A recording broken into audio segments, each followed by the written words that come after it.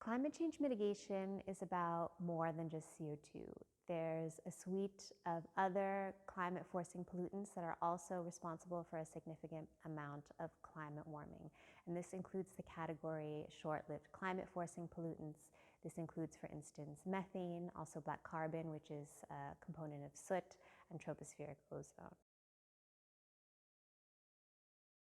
Within the world of climate policy, it's common to group all of the climate warmers together under this umbrella of CO2 equivalents. So what this means is all other climate warmers are compared to CO2. Their climate impact is looked at over 100-year timescales, and it's assigned a value for CO2 equivalents through global warming potential. But using this term equivalence can be misleading because there are many ways in which the impacts of these non-CO2 climate forcers, including the short-lived climate-forcing pollutants, are not actually equivalent to those of CO2. One important aspect of this in which they're not equivalent is the time frame on which they act.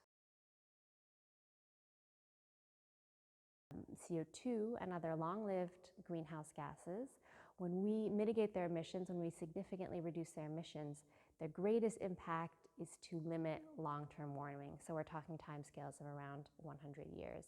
But when we mitigate and significantly reduce the emissions of short-lived climate-forcing pollutants, with methane as an example, then we see an impact much sooner because they're taken out of the atmosphere via processes that are much faster than those for CO2.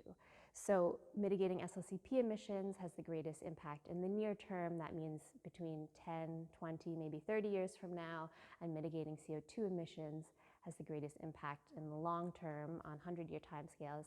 And to meet our Paris goals of limiting climate change to 1.5 or 2 degrees, we really need to do both in parallel. Both aspects are important.